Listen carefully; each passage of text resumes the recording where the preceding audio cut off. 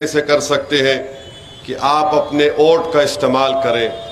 अगर आप सिर्फ 40-45 मिनट की गर्मी को बर्दाश्त नहीं कर सकते तो फिर याद रखिए आने वाले 5 साल में जो नफरत की आंधी उठेगी, जो आग लगा दिया जाएगा। वैसे आज इस मुल्क में नफरत तो फैला दी गई है, मगर उस गर्मी का खात्मा हम कैसे करेंगे, उस गर्मी का फ़िरका परस्ती की गर्मी का मुकाबला कैसे करेंगे? वो एक ही तरीके से हो सकता है कि आप मुत्तहदा तौर पर अपने के वोट का 13 तारीख को इस्तेमाल करें। अगर कोई ये समझ रहा है कि मेरे वोट के इस्तेमाल नहीं करने के बावजूद भी मजलिस इत्तेहादुल मुस्लिमीन कामयाब हो जाएगी, यकीनन मजलिस इत्तेहादुल मुस्लिमीन की कामयाबी हो जाएगी। मगर क्या आप ये चाहेंगे कि आपका हक उसमें ना हो, आपका रोल उसमें ना हो? और अगर आप एक भारी अक्सरियत से मजलिस इत्तेहादुल मुस्लिमीन को कामयाब करेंगे तो आप एक पैगाम देंगे, और सबसे बड़ा पैगाम ये होगा कि हमने नफरत को ठुकराया, हमने फ़िरका परस्त ताकतों को शिकस्त दी।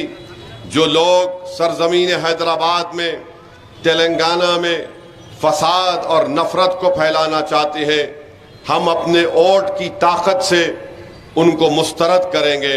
और अगर इसके बावजूद भी कोई लोग ऐसे हैं जो वोट नहीं डालना पसंद करते, तो मैं उनसे इतना ही कहूँगा कि क्या आप पसंद करेंगे कि कल अगर बिल्किस बानो तुम्हारे सामने आकर खड़ी हो जाएगी, क्या तुम उससे नजरें मिला सकोगे? जिस बच्ची की अस्मत रेजी की गई, जिसकी बेटी को कत्ल कर दिया गया, जिसकी माँ और रिश्तेदारों की अस्मत रेजी कर कर उसको मार दिया गया, यही मोदी की हुकूमत ने उन तमाम खातिलीन को रेमिशन पर रिहा कर दिया। क्या तुम्हारे और हमारे दिलों में इस बच्ची ने जो इंसाफ की लड़ाई 20 साल से लड़ रही है, 22 साल से, अगर हम अपने वोट का इस्तेमाल नहीं करेंगे और एक पैगाम नहीं देंगे नरेंद्र मोदी की हुकूमत को कि आपने खातिलों को छोड़ा, आपने एक बच्ची की अस्मत रेजी करने वालों को छोड़ा, आपने मासूम बच्ची का कत्ल करने वालों को छोड़ा। याद रखो, सिर्फ निजी महफिलों में बैठकर किसी को गाली देकर या फिर उनको कोस कर ये उससे हल होने वाला नहीं है। वोट का इस्तेमाल करो और पैगाम दो। CAA NPR NRC का कानून हमारे सामने है। अगर कल ये बीजेपी की हुकूमत खुदा ना खास्ता दोबारा आती है और NPR NRC इनके झंडे में शामिल है, तो बताओ NPR NRC को हम कैसे रोक सकेंगे? क्या हम सिर्फ जज्बाती नारों से रोक सकेंगे? नहीं मेरे भाई, ये वक्त है कि इस इलेक्शन में 13 तारीख के दिन, बल्कि जितने फेजेस में इलेक्शन है, आप बड़ी तादाद में निकलकर इस कानून को ये बताइए कि हम इस कानून को मुस्तरद करते हैं। ट्रिपल तलाक का गलत कानून बनाया गया जो मुस्लिम खवातीन से और नाइंसाफी करता है। इस कानून के खिलाफ आपको एक बेहतरीन मौका आया है कि आप इसके खिलाफ वोट दें। फिर आप देख रहे हैं कि वतन अजीज में हमारे वजीर आजम जिस जबान का इस्तेमाल कर रहे हैं, मैं ये समझता हूं कि रोड चलता हुआ छोटा मोटा लीडर भी उस तरह की जबान इस्तेमाल नहीं करता होगा। जो वजीर आजम की जबान से आपने सुन लिया कि कभी जिहादी कहते हैं, तो कभी कहते हैं कि ये घुसपैठी है, तो कभी हमारे मुस्लिम महिलाओं के ताल्लुक से कहते हैं कि ज़्यादा बच्चे पैदा करते। ये इस्लामोफोबिया की ज़बान मुल्क के वज़ीर आज़म इस्तेमाल कर रहे हैं, नफ़रत की ज़बान इस्तेमाल कर रहे हैं, और ये कह रहे हैं कि हम मुसलमानों का रिजर्वेशन तहफ़्फ़ुज़ात मज़हब की बुनियाद पर दिया गया, हम उसको छीन लेंगे। मेरे अजीज़ दोस्तों और बुज़ुर्गों, वोट को इस्तेमाल करो। याद रखो, मैं मिसाल दे रहा हूँ, गुजरात में एक बीजेपी के यूनियन मिनिस्टर है, मरकजी वजीर है, उनका नाम रूपाला है। रूपाला ने अपनी तकरीर में गुजरात के ठाकुरों के बारे में, गुजरात के राजपूतों के बारे में कुछ बकवास बक दी, तो गुजरात के ठाकुरों ने यह फैसला कर लिया कि हमारे जज्बात को ठेस पहुंचाई गई है, हम बीजेपी को वोट नहीं देंगे। फिर वो फैलते फैलते उत्तर प्रदेश, राजस्थान तक पहुंच चुकी है, और इन दोनों रियासतों के राजपूत कह रहे हैं कि बीजेपी का एक मिनिस्टर हमारी कम्युनिटी को गाली देकर हमारे जज्बात को ठेस पहुंचाया है। क्या हम राजपूतों से कम है? बताओ आप। अगर राजपूत हमको बता रहे कि अगर उनको कोई गाली देगा, उनको कोई बकवास उनके बारे में करेगा तो बीजेपी से मुत्तहदा अपने वोट का इस्तेमाल करेंगे। बल्कि मैं तो आपसे अपील कर रहा हूं कि एक मुल्क का वजीर आजम अगर हमको घुसपैठी कह रहा है और हमारी बहनों को, बेटियों को बदनाम कर रहा है कि ज्यादा बच्चे पैदा करते हैं, जो सरासर झूठ है। यही मोदी हुकूमत का डेटा बताता है कि मुस्लिम खवातीन का TFR रेट गिरा है। और फिर मोदी कहते हैं कि हिंदू बहनों के गलों से मंगलसूत्र निकालकर मुसलमानों को दे दिया जाएगा। नरेंद्र मोदी, हम किसी के गले का उतरा हुआ जेवर नहीं पहनते। हमें गयूर लोग हैं, हम किसी के गलों से छीन कर अपने घर में चिराग नहीं जलाते। यकीनन तुम्हारी हुकूमत हमसे नाइंसाफी कर रही है। मगर नरेंद्र मोदी ये भूल गए कि इनके 5 साला दौरे इख्तिदार में रिजर्व बैंक ऑफ इंडिया के आदादो शुमार डेटा बताते हैं कि 5 साल में इस वतन अजीज की खवातीन ने 1 लाख करोड़ का सोना बैंकों में गिरवी रखा कर पैसे उस पर लिए, लोन लिया है गिरवी रखा कर। बताओ नरेंद्र मोदी, आपको महिलाओं से क्यों मोहब्बत नहीं है? क्यों आप झूठ बोलते हैं? मैं नारी शक्ति 33% तहफुजात दे दिया। मेरे अजीज दोस्तों और बुजुर्गों, मेरी ज़दार माँ और बहनों, आप जानते हैं अगर एक औरत, एक खातून अगर अपना सोना गिरवी रखाती है, उसके लिए सबसे तकलीफ दे बात होती है, क्योंकि उसके पास जो छोटा मोटा सोना होता है, जेवर होता है, वो सबसे पहले उसकी दादी का या उसकी माँ का कोई एक हिस्सा होता है, उसमें उसके जज्बात जुड़े होते हैं। क्यों सोना रखाते गरीब खवातीन? इसलिए कि कोई एक्सीडेंट हो गया, कोई बीमार पड़ गया, बेटी की शादी है, बेटे की कॉलेज की फीस देना है, और ये हुकूमत सब जानते हुए भी उन खवातीन के लिए कुछ नहीं करती। और नरेंद्र मोदी एक झूठ बोलते हैं कि मुल्क में मुस्लिम वोट बैंक है। इस मुल्क में आजादी के बाद से लेकर अब तक 17 लोकसभा के इलेक्शन हुए, कभी भी मुस्लिम वोट बैंक इस मुल्क में था ना है ना कभी रहेगा। हाँ, नरेंद्र मोदी के पास एक बैंक है जिससे मोदी ने 6000 करोड़ का लोन अपने चाहने वालों को दिलाया। बताओ भारत के लोगों, चाहे तुम मुसलमान हो, हिंदू हो, दलित हो, बैकवर्ड क्लास के हो, अगर तुमको 15 लाख के लोन के लिए बैंक में अप्लाई करते तो 15 लाख के लोन के लिए 30 से 35 मरतबा बैंक के चक्कर मारना पड़ता। अगर उसकी किस्मत अच्छी होती तो बैंक उसको लोन दे देता। मगर वजीर आजम 5 साल में 6000 करोड़ का लोन अपने चाहने वालों को दिलाकर बात कहते हैं कि मुस्लिम वोट बैंक है, जिहादी है। बताओ मोदी, जिहादी कौन है? नरेंद्र मोदी को मैं चैलेंज कर रहा हूं, बताओ जिहादी कौन है? तुम्हारे में अगर हिम्मत है तो बताओ जिहादी कौन है? मगर इशारा किसकी तरफ है? भारत की सबसे बड़ी अक़लियत की तरफ इशारा है। तो मेरे अजीज दोस्तों और बुजुर्गों, आपको अपनी इज्जत नफ्स को सामने रखकर, अपनी हमियत को सामने रखकर मुत्तहिदा तौर पर न सिर्फ 13 तारीख बल्कि अब जो कोई भी पार्लियामेंट के इलेक्शन की हक रायदही का दिन आएगा, आप अपना वोट बीजेपी के खिलाफ इस्तेमाल करिए। और अगर आज भी आप ये कह रहे कि मैं अपना वोट नहीं दूंगा, भाई मजलिस जीतेगी, मैं छुट्टी मनाऊंगा, तो क्या तुमने नहीं देखा कि यही बीजेपी के उम्मीदवार ने एक इबादतगाह मस्जिद की तरफ इशारा करके तीर फेंकने का इशारा किया? क्या तुम में वो भी हमियत नहीं है? क्या आज तुम्हारे दिलों में गीरत जिंदा है नहीं है? बताओ कि कुदरत तुमको पुकार पुकार कर कह रही है, देखो इनकी जबान से सुनो ये क्या करना चाहते हैं, इनके इशारों हरकतों को देखो वो क्या करना चाहते हैं। क्या तुम ये चाहते हो कि कोई कान में आकर तुमसे कहे कि मैं अल्लाह हूं? क्या तुम चाहते हो कि कोई कान में आकर तुमसे कहे कि उठो, बर्बादी का दिन आने वाला है? मेरे भाई, अक्लमंद वो है जो मुखालिफिन की हरकतों को देखकर उठ जाए और बेदार हो जाए। अगर आज आप बेदार नहीं होंगे तो कब होगे? क्या सुबह क़यामत के दिन तुम बेदार होगे? अगर एहसास है जिंदगी का सबूत देना है तो एक एक वोट का सही इस्तेमाल करो। इस शहर को बचा लो, इस रियासत को बचा लो, हमारे वतन अजीज को बचा लो, वरना याद रखो ऐसे ऐसे काम होंगे। ये जो रात जो आज अंधेरी है, कहीं खुदा ना खास्ता ये अंधेरा और इजाफा ना हो जाए। मैं जज्बात में लाने के लिए नहीं कह रहा हूं, बल्कि आपको हकीकत बता रहा हूं।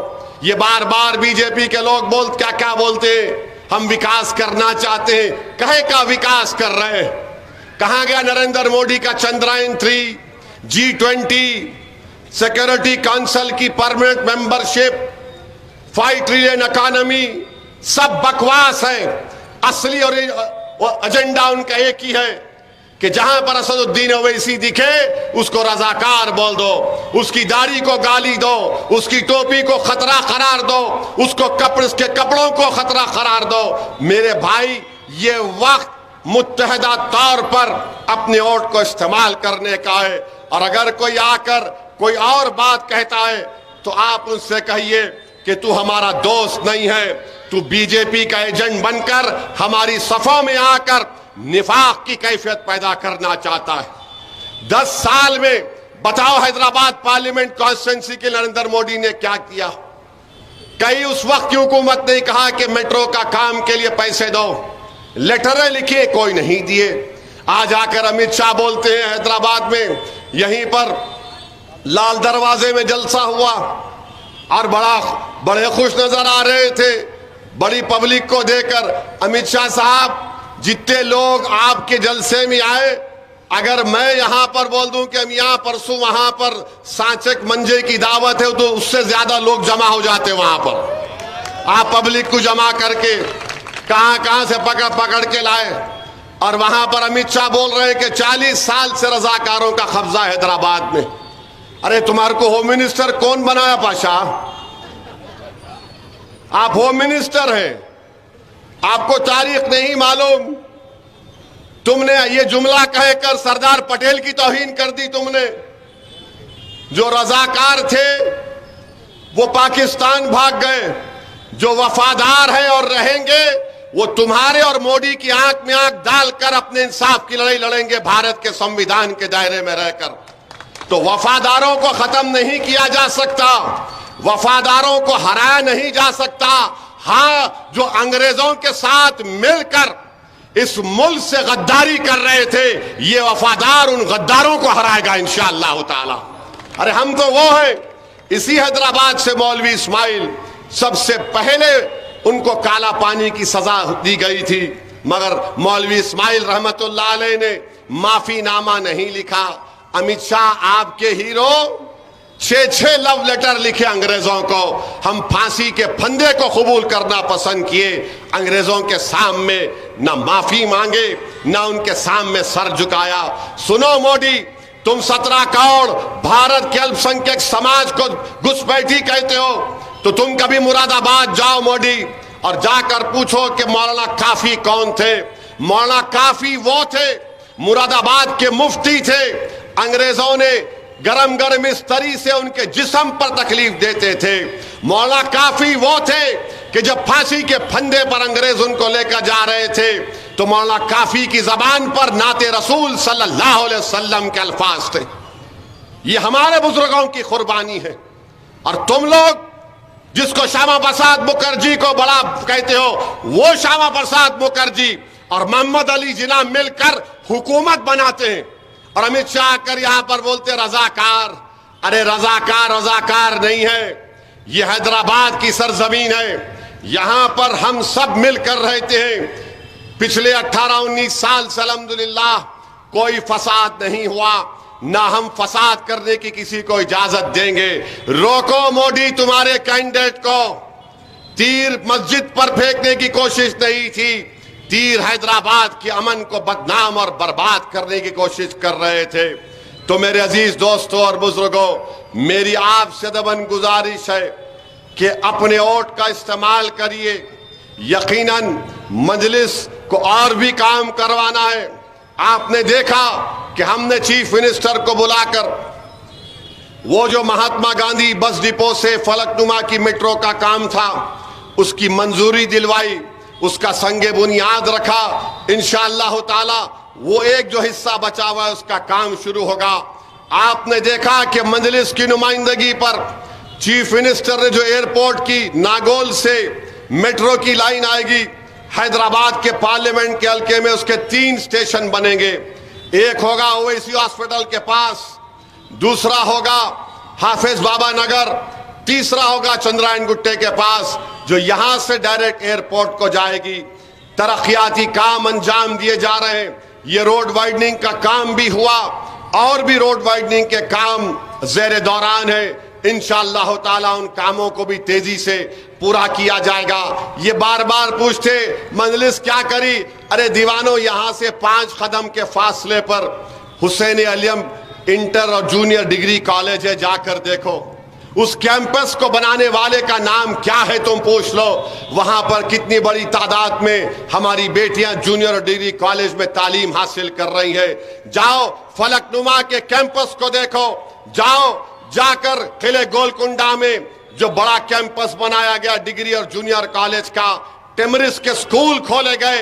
ये मजलिस इत्तेहादुल मुस्लिमीन जमीन पर काम कर रही है और हर साल मजलिस की तरफ से हैदराबाद के गवर्नमेंट के उर्दू मीडियम स्कूलों में 15,000 बच्चों को स्कूल के बैग्स दिए जाते हैं। उसमें लॉन्ग बुक होती है, कंपास बॉक्स होता है, 10वीं जमात की इम्तिहान की फीस दी जाती है और जो बच्चा और बच्ची 10वीं जमात में उनका GPA 6 के ऊपर होता है, उनको कैश अवार्ड दिया जाता है।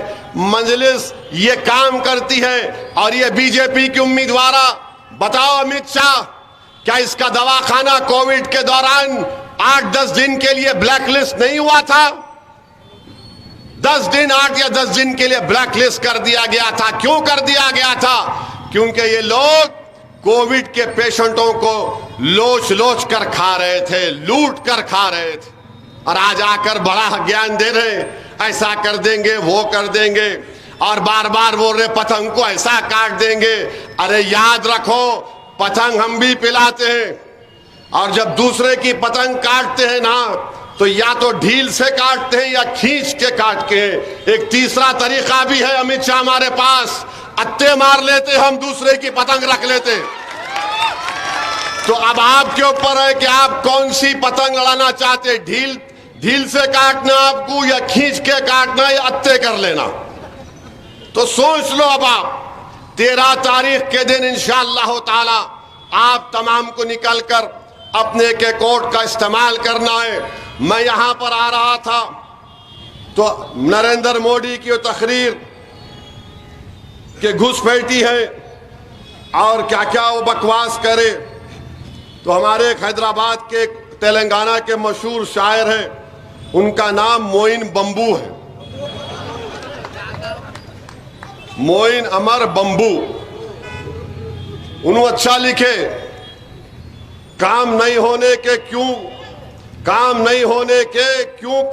करने को जा रहे चिचा, काम नहीं होने के क्यों करने को जा रहे चिचा, भीगी बारूद को तुम आग लगा दे रहे चिचा, मोटे शीशे की छड़ी आंख पे ऐनक, फिर भी नजरे शीला की जवानी पे लगाए चिचा। ये मैं नहीं बोला, ये मोइन अमर बंबू बोल रहे हैं। उन्होंने बोल रहे, मैं नहीं बोल रहा हूं, वरना बीजेपी वाले बोलेंगे देखो हमारे हीरो को ऐसा बोल रहे। तुम्हारा हीरो जीरो कर दिया पूरे देश को, तुम्हारा हीरो देश को जीरो कर दिया। और अमेरिका कहता है कि इंडिया जेनोफोबिक है, जो बाइडेन बोल दिए। मोदी उसको इतना गले लपटे कि बस ऐसा लग रहा था कि समझ में नहीं आ रहा था क्या रिश्ता है वो। जो बाइडेन बोल दिया जेनोफोबिक है इंडिया। अब आप बताइए, इतना उनकी खुशामद कर रहे और उसके बावजूद भी कोई फायदा हासिल नहीं हो रहा है। तो मेरे अजीज दोस्तों और बुजुर्गों, मैं अपनी बात को खत्म करने से पहले बोलूंगा कि भारत के आईन को पढ़ो, आप कॉन्स्टिट्यूशन को पढ़ो। उसका जो प्रियम्बल है उस प्रियम्बल में लफ्ज फ्रेटर्निटी लिखा हुआ है, भाईचारगी। सबसे अहम चीज है। नरेंद्र मोदी उस भाईचारगी को हमेशा के लिए बर्बाद करना चाहते हैं। तो मेरी आपसे गुजारिश है कि आप अपनी भाईचारगी को बरकरार रखिए, अपनी भाईचारगी को खत्म होने मत दीजिए। और एक आखिर में, क्योंकि और एक जलसे में जाना है, हैदराबाद के एक मशहूर शायर है हरी सिंह। हरी सिंह ने भी अच्छा बोला। किस पे बोला अब आप तय कर लेना, अब आप सुन के तय कर लेना। हरी सिंह बोले, अम्मा बाबा को भूल गया हो रे, सास ससुरों में घुल गया हो रे, सारी जनता को हौला बना रहा, हिंदू मुसलमान को आ रहा, शादी करके जोरू को भगाता, एनआरसी बोल के हमको डराता, बार बार बाहर का दौरा करता, जनता का पैसा बर्बाद करता, कातिल और जानियों को छोड़ता, बेगुनाहों को कैद करता, मंगलसूत्रों की झूठी अफवाह उड़ाता। तो जोर से बोलो हौरे। गरीब लोगों का मजाक उड़ाता, लोगों को तकलीफ देके खुश होता, चौकीदार बन के उछल रहा, अपनी औकात भूल गया। ये दम है। अब 13 के दिन मैं और मामू ने देखना, अरे हौरे कहाँ रे, कहाँ रे हौरे। तो पूरे बूथ पे नजर आएंगे ना आप लोग, पूरे बूथ पे। और 13 तारीख के दिन आसमानों में क्या नजर आएगा, क्या नजर आएगा? तीर का जवाब कैसा देंगे और क्या करेंगे? ढील खींच या हत्ते मारेंगे? तो जाइए, खाली बोलिए मत, खाली बोल के मेरे दिल को ठंडक मत पहुंचा दो। एक एक वोट का इस्तेमाल होना। हाँ पहलवान तुम आगे रमनसपुरे से, वेरी गुड, खींचो पहलवान, जरा दबा के खींचो। हाँ दबा के। 13 तारीख के दिन आपको अपना एक एक वोट का इस्तेमाल करना है, कोई छुट्टी उट्टी मनाना नहीं है। और मुझे कोई गवर्नमेंट के ऑफिशियल से मालूम हुआ कि शायद पूरे फार्म हाउस गवर्नमेंट बंद कर देंगी, तो गैर जरूरी बुकिंग करा के पैसों का नुकसान मत कर लो, बल्कि एक एक नौजवान 5-5 घर की जिम्मेदारी ले ले कि मैं इन 5 घर के जिम्मेदारों को लेकर बूथ को जाऊंगा। क्या आप ये जिम्मेदारी कबूल करने को तैयार हैं?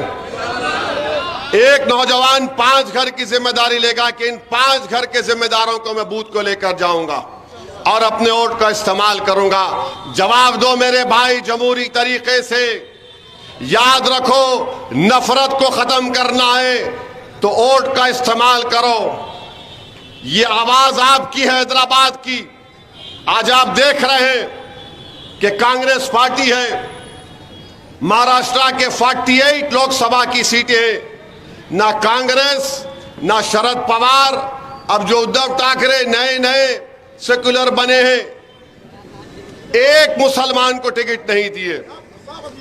एक वहां, हाँ ठहरो, हाँ जज्बात में आ गए उन, हाँ कैफियत में आ गए तुम, समझ गया मैं। बैठो, जरा गुलाब जामुन खिलाओ उनको। हाँ तो एक भी किसी, हाँ